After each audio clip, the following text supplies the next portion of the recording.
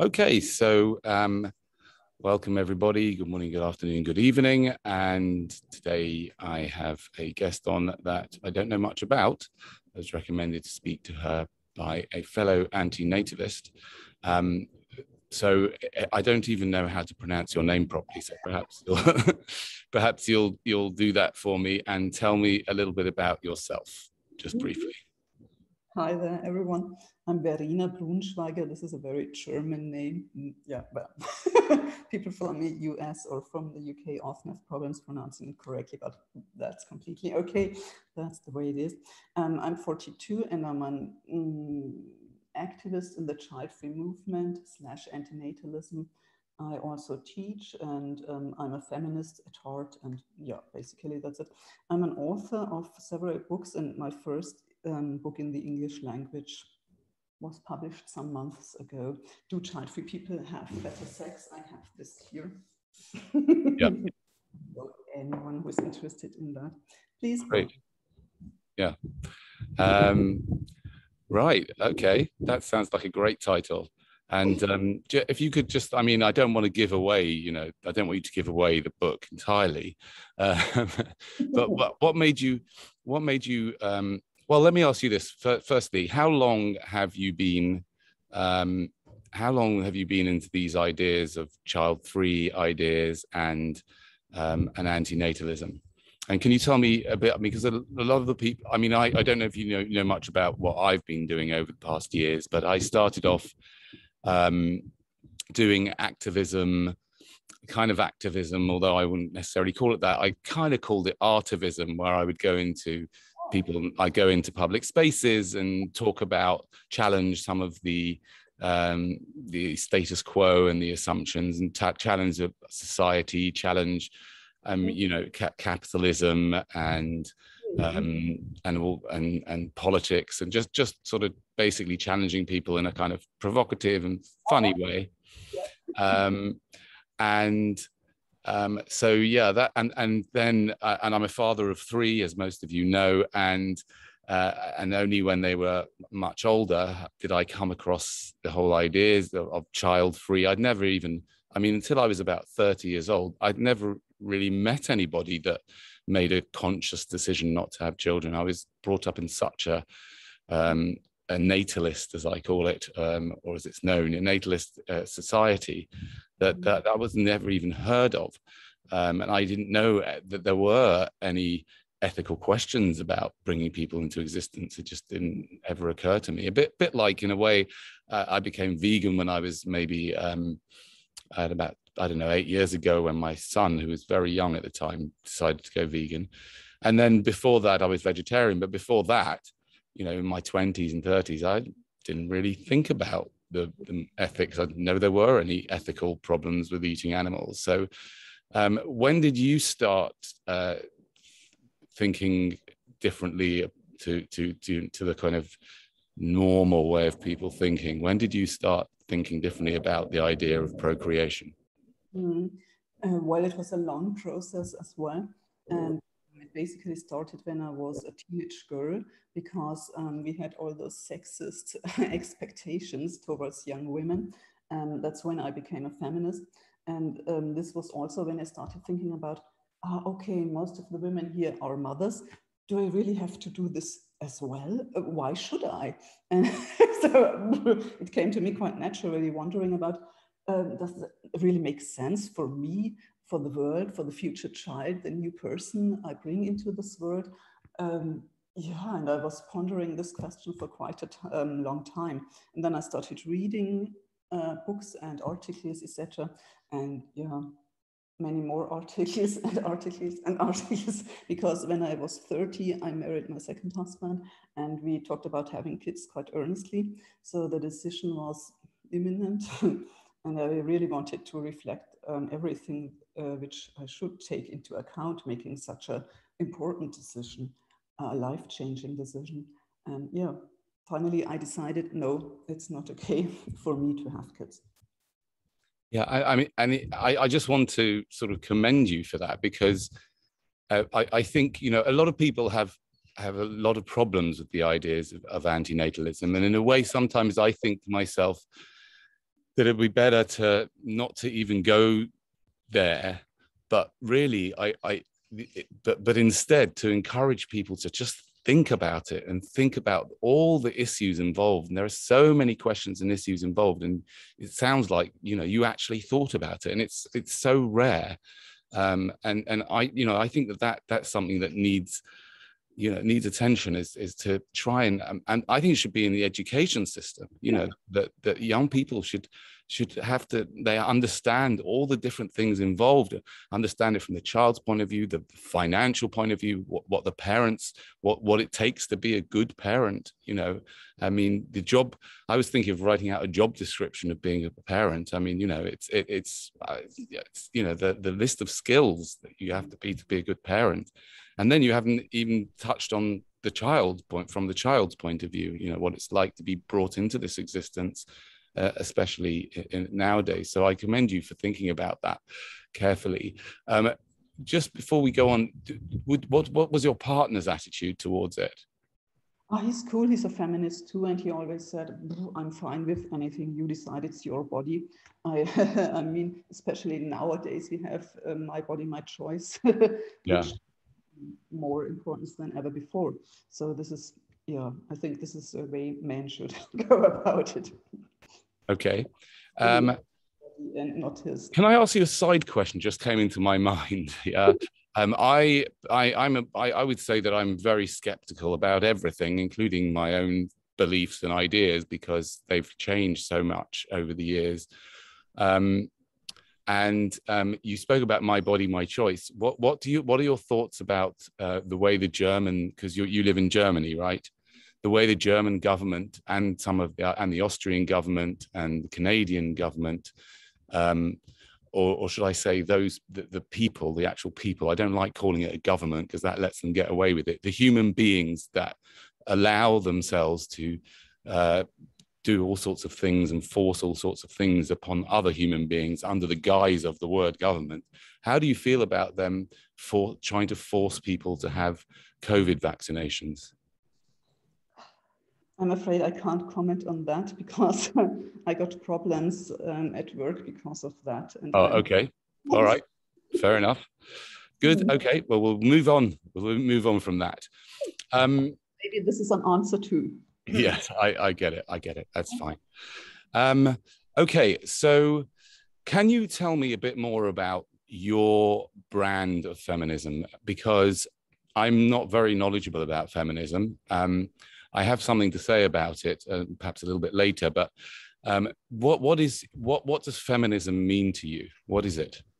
Well, I really do love this second wave feminism, the radical, original, classic, radical second wave feminism. I repeat everything I say. I just noticed that. Well, anyway, the 70s basically, and I especially adore Shulamit Firestone, who wrote about having kids, and she wrote this in this great quotation, it's like shitting a pumpkin, and I love that so much. And I'm always concerned about the health, basically, women's health. I know so many women who almost died giving birth in Europe in 2000 or whatever, and this was quite unbelievable. I still get goosebumps when I talk about that. I lost a friend. Her partner is now a widower. Wow, great. Nobody talks about the immense dangers we still face nowadays in developed countries when someone gives birth. Why does nobody talk about that? You mentioned the risks we should talk about and inform young people about. And this is definitely one of the most important aspects, I think. So not having kids is an essential part of my brand, as you call it, of feminism, because I want women to fulfill their potential. And if you have several kids around you, I have work all day long and 24/7, and what can I do for myself? Or advancing a career, or having my hobbies, writing books, doing this, doing that, going there. I wouldn't have this kind of freedom as a mom. Right. So again, I'm going to push you once again. How would you define feminism? What is feminism? Feminism is having equal rights for women too, as human, fully responsible human beings. Okay. You see, my my take on feminism, particularly my interest especially since I've come across antinatalism, is that when people speak about women's liberation, yeah, and I think to myself that the idea that women's liberation means that they should have the same pay or the same, or that they can vote, that kind of thing. To me, that those things, whilst I can see that they're important to some people, yeah, when it comes to real liberation, I mean, I don't personally think, I'm a bit of a pessimist, and I don't think you can be fully liberated in a physical body, right? Because that's the definition of, in a way, we are imprisoned in the physical body, which is one of the reasons why I am now opposed to the idea of bringing people into this imposing them into this kind of prison, really. But now that I've come across the ideas of antinatalism, and I use a different word nowadays for it, but because I don't particularly like antinatalism, because it's, I like the child-free, because that's like a positive, it's a more positive way of looking at it. But if to me, the fact that a woman can, if a woman can vote, or that a woman is equal in the workplace, in a way, to me, that pales into insignificance if she produces children, because I think that if a woman decides to allow a man to impregnate her, yeah, I believe that is a huge loss of her liberation, which we've touched upon already, yeah. And in fact, unless she's a psychopath. If she's not a psychopath, if she's a good person, yeah, then she will be, for many, many, many years, very, very limited with her freedom. And I would say for the whole of her life, to an extent, she will be worried and concerned about, about the people that she brought into existence. For example, I lost my mom several years ago. She was still quite young. She had cancer. And then she said on her deathbed, oh, she's so worried about me, and she can't die because what will happen to me? And she was in such a distress. It was so horrible for me and for her. And yeah. an only child, and yeah, and how old was she? How old was she at the time? Yeah. And I was 35. And it was immensely horrible to lose her that young. But yeah. I was happy that she didn't have a grandchild produced by me. Yeah, yeah. And she was happy too. Yeah. Okay. Tell me about your book, because I'm sure that some of our readers would like to hear a bit about it. So, what made you give it that title? I love the title. I think it's a great and really provocative title. And what made you come up with that title? And what did you discover, if you can, without ruining it, obviously, for the readers, for the people watching? What made you come up with that title, and what did you discover? This was some kind of discussion with friends and my editor, and we were just brainstorming. I have this Childfree, Not Childless from a German book, and the Childfree Rebellion for the other book in German about this topic. And we were discussing ideas, and yeah, suddenly there it was. And I said, oh, great, I love it. And I provoke people too on a regular basis almost. So that's why I loved it instantly and said, yeah, we'll choose this title. And the editor said, yeah, it's great. And all the friends said, perfect. Yeah. And this is one aspect I already talked about in German media, because I talked in general about better relationships of child-free people. And I read so many books, for instance, by Matthew D. Johnson and other psychologists, who always stress the idea of how the relationship is in the foreground, those two adults doing things and projects together, not only talking about to which school should we send him, her, what do we buy for him for his next birthday, blah, blah, blah, organizational stuff, I'd call it. And there's a higher quality to a child-free couple's relationship, usually often. not always, of course, yeah. And by the way, I can show you the 4 big chapters in the book. It's ecology, feminism, politics, and philosophy, and natalism, and an introduction, which is about my horrible fate, because in Germany it didn't go down well with the majority.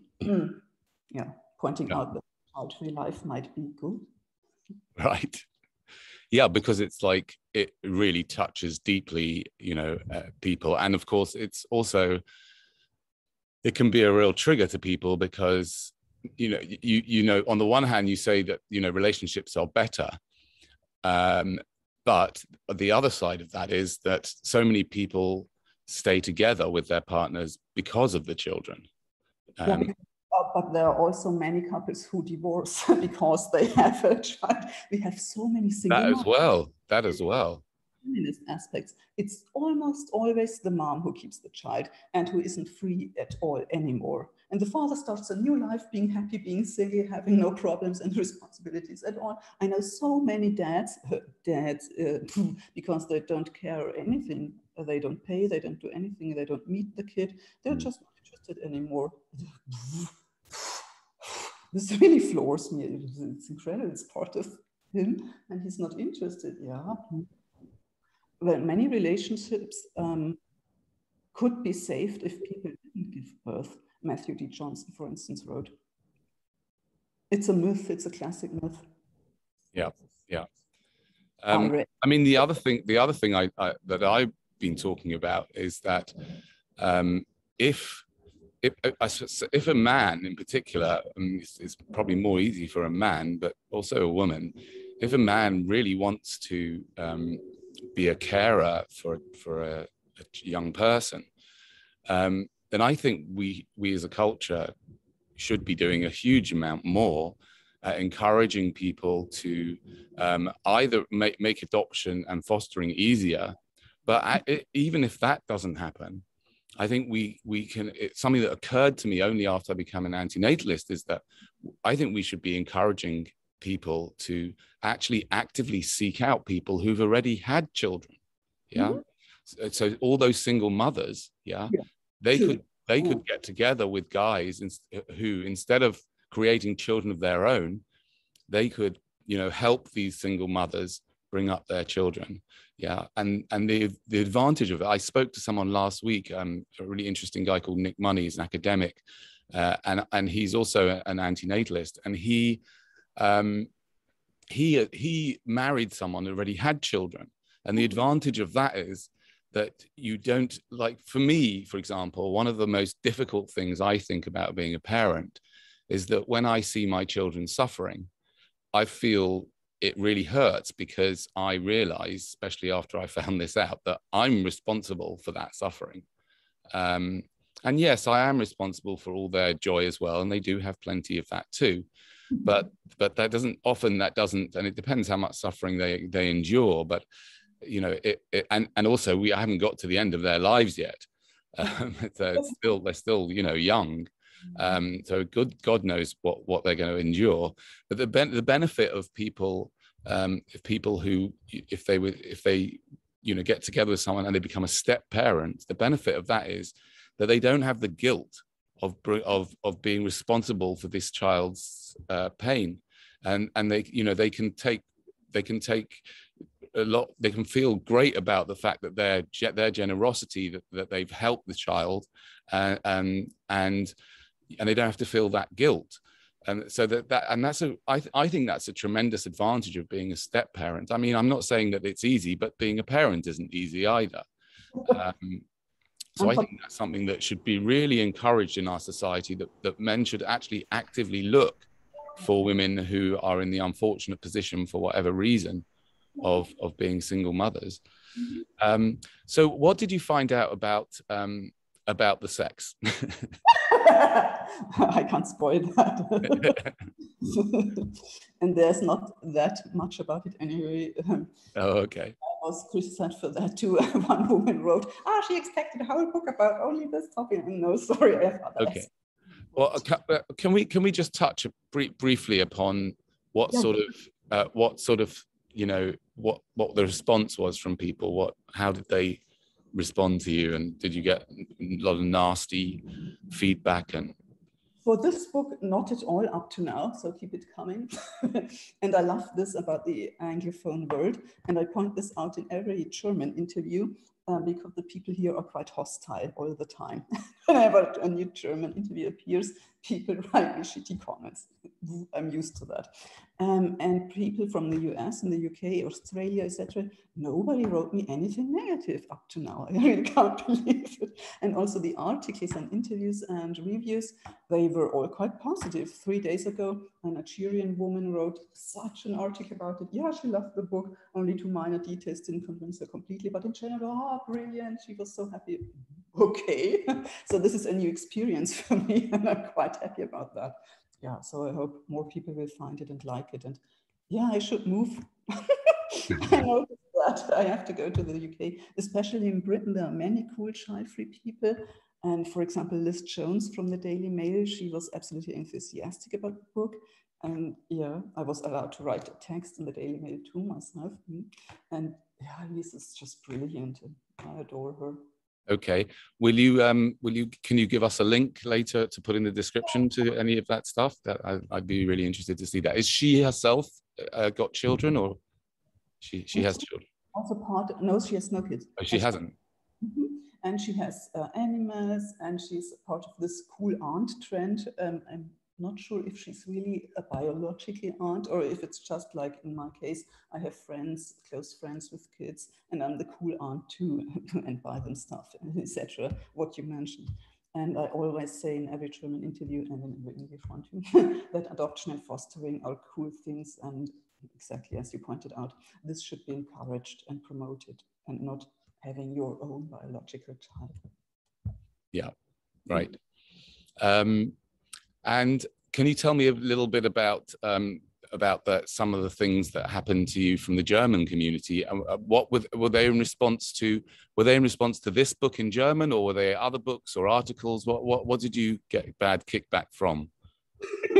I have this little exercise book here, and I look like that. I'm a happy kitten when I talk to people from the US or the UK or wherever, and I look like this depressed kitten when I'm in contact with German media and just in general the audience. But of course, there are some great guys who wrote to me too, obviously, and I made some great new friends, of course.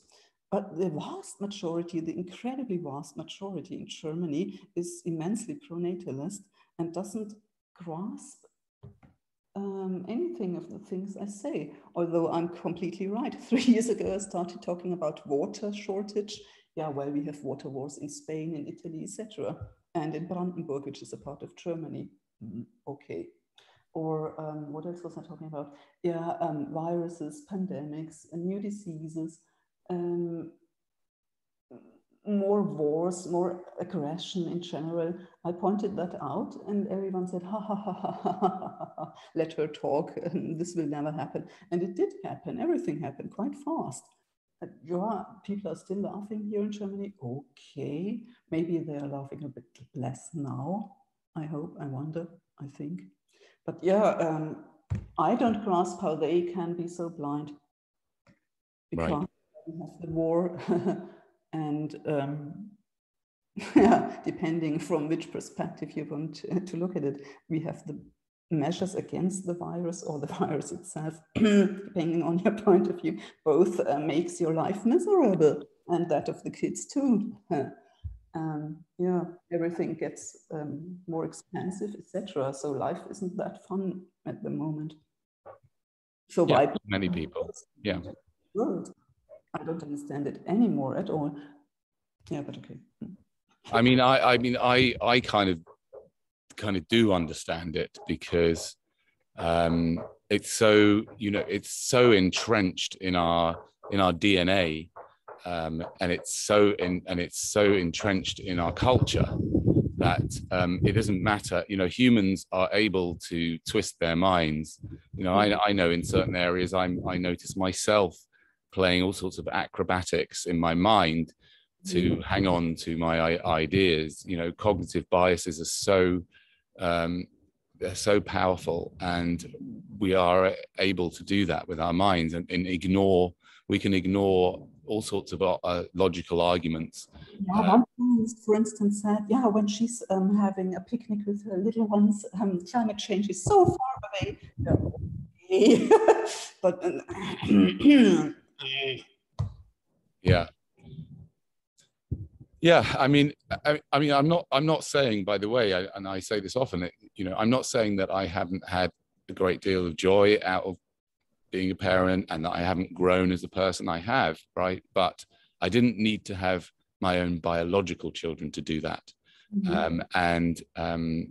In a way, I feel that I've asked so many people, hundreds and hundreds of people, why they would have their own biological children.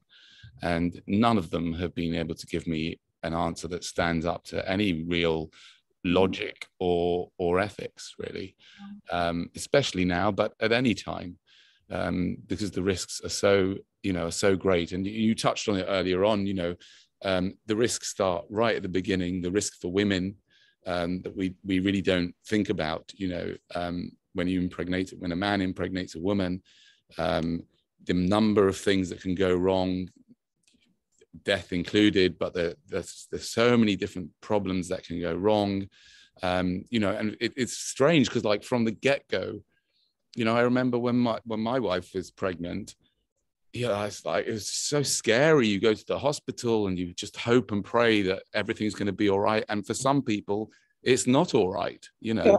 And we never really think about that. We think, oh no, it's not going to happen to us, but it does happen to some people. And it's like somewhat like, I don't know, David Pearce, who's he's a kind of transhumanist.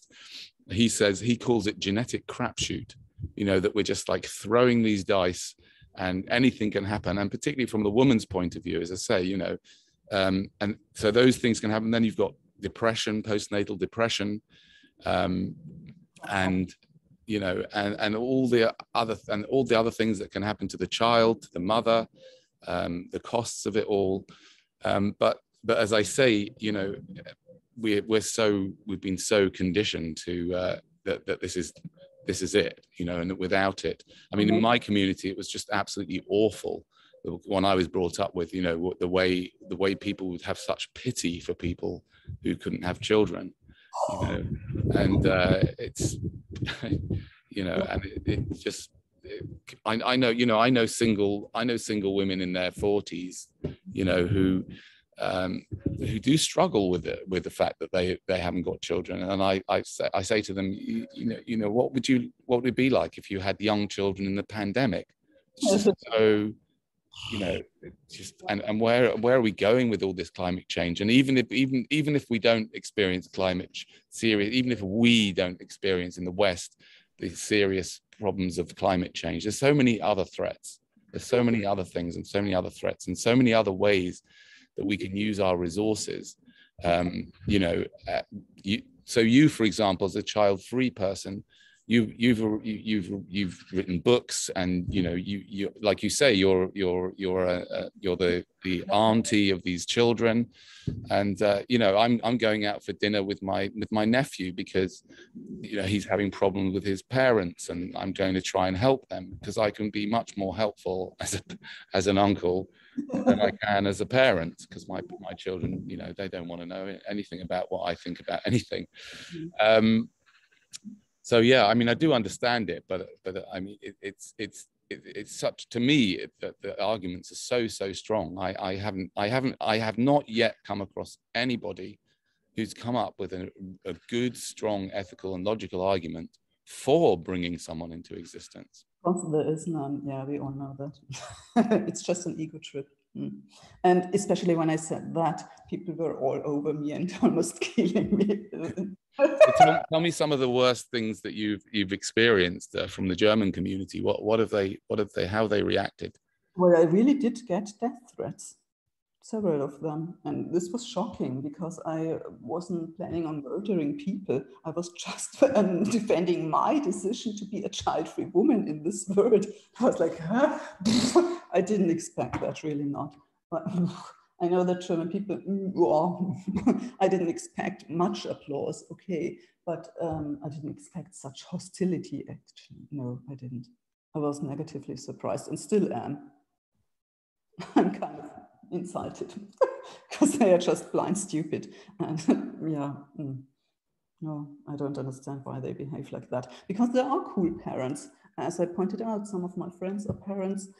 You seem to be a cool parent, obviously. And there are parents who like my attitude and who understand this and who even applaud this. But those are the thinking parents. And the other ones are just blocking things off and not And being. is there a large child-free community in Germany? Well, it gets better, and especially in the big cities, of course, like Berlin and Hamburg, etc. There are many child-free people. But in my Bavarian town of Regensburg, it's basically me. Right, but yeah, Bavaria is a bit conservative. And do you have online meetups or in-person meetups? Yeah. And I got many new friends also in the US and the UK. There's Sorrel in the US, and we always have Zoom conversations. This is great. She wrote about the book too, and yeah, she was a great fan, and she's a classical radical feminist. Yeah, I adore that. So I made many new friends and acquaintances. It's okay. And do you get any negative feedback from fellow feminists? Not from the radical ones, from those postmodern fourth or fifth wave feminists, the pseudo-feminists, as I call them, because otherwise they wouldn't write negative things about or to me. I think they didn't get the point. Right. And what other books have you written in German? Are they to do with antinatalism or feminism, or what other books have you written? It's always about feminism, actually. This is my broader topic, and I wrote Fuck Porn, which is about negative aspects of pornography and prostitution, especially for the women concerned. Yeah, this is like the brothel of Europe, Germany. Oh, is it? Yeah, it's quite sad. We have so many foreigners, young women from Eastern European countries who are 14 and can't speak a word of German and have to take on 30 men a night for €5 the hour and more. We have incredible, horrible situations here, and I'm always fighting against this, of course. Yeah, and the German authorities do nothing about this? What's It's legal, and they even promote it because the idea behind this of the Green Party was actually a good one. They wanted to help take the stigma of the prostituted women, but somehow this turned out in a different way, and it just gave more power to pimps and chance. And yeah, okay, the women are the victims again, and even more because they can't really do anything about their situation. And I think we as a society have to help them, especially the feminists. Yeah, well, this is an important topic for me, has always been, will always be, and the fight so that we have the right to abort if we want to, of course. And also, Fuck Sexism is my latest work in German. I think this says it all. Okay, tell us a bit more about that. What's that? What does that speak about? How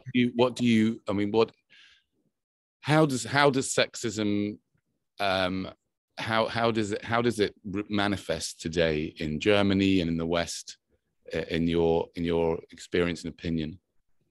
Well, it manifests all the time. For instance, I'm just looking at my neighbor over there who has gray hair, and it's completely okay for him or for you. But I don't dye my hair, and I get negative comments about that, and I can't believe it. It's just one, well, maybe it's not the most important, maybe a superficial aspect, but it exists. And I always think, why is this? Why do I have to do this? Why do I have to shave every hair of my body off and you don't have to? Little things like that. So that one chapter is about lookism. One is about ageism, because I'm 42 and I already experienced ageism. Great. And there are many things like that. And it's really not that great fun being a woman in Germany. I can't help it. I always notice it's better in the US and the UK. They are somehow more advanced. Also, the theoretical writers are British or American. we don't have the greatest feminist scholars here.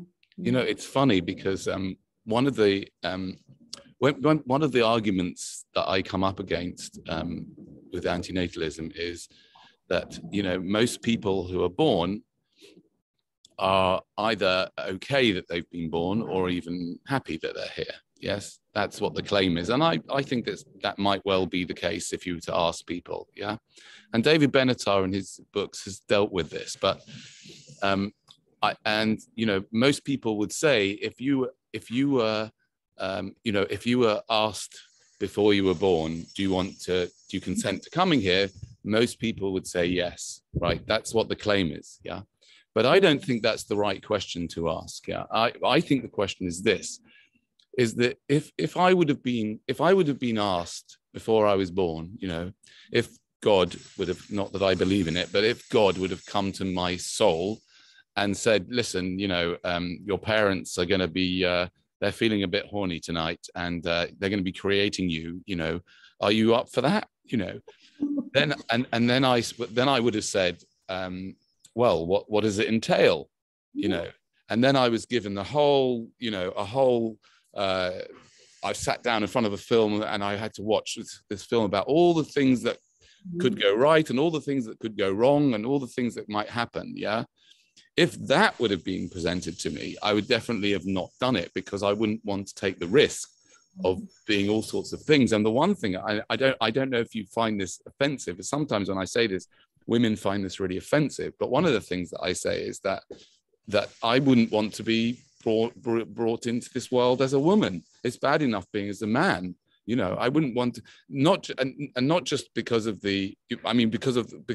what nature, you know, has done to you, that you've got to struggle with the periods and the menopause, but also what this whole culture, you know, and I brought 3 people into existence, and one of them is a woman, and I wouldn't want to be a woman myself, right? So that's one of the things that I think it's one of that type of thought about one of the reasons why I don't think it's a good idea to bring people into existence.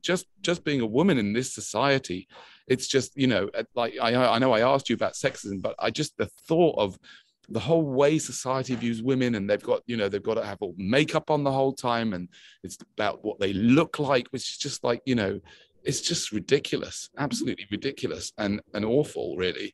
And you know what goes on in clubs and just in the world out there and in schools, and like you were mentioning about grey hair and all that type, and shaving, it's just absolutely, you know. And that's one of the many reasons why I don't think it's okay to bring people into existence, plus the fact, you know, that you were talking about, for example, pornography and prostitution, right? And the fact is that the prostitutes and the people that use them, yeah, they were brought into existence by their parents, yeah. So if people are going to choose to have children, you know, what are they going to end up as? Are they going to end up as prostitutes? Are they going to end up as clients to the prostitutes? Are they going to end up watching porn? Are they going to end up, you know, the chances of them watching porn, if they're guys, are very, very high. The chances of them, or they could end up making pornography, or they could end up being rape victims, or they could end up being alcoholics, and all. I mean, there's so many things that can go wrong when you bring someone into existence, and then add to that the whole idea that there's so many people here that desperately need all, you know, our resources, our money, our help, our time, both children and adults. You know, now that I've come across these ideas, it just seems so blindingly obvious that there is no reason to take this incredible risk and bring someone into existence only to have them suffer and die, even though they might have a good chance of having a good life. I'm sure, you know, as a feminist, you must feel that even stronger. Yeah, I do. And I know several prostituted women who are mothers, single mothers, and who are blackmailed because the pimps use the children and say, if you don't do this, that, we'll murder or torture your child, we'll take it away from you, we'll do this and this and this and that. And so, yeah, the women obey, obviously. And really really crazy. Okay, I've kind of I've asked you what I wanted to ask you. Is there anything else you'd like to tell people or ask me? Anything else you'd like to say? Yeah, I'm still under shock because of this Supreme Court ruling concerning abortion, and I always stand with my US and UK sisters, of course. I hope we won't lose that right. Yeah, again that you know that ruling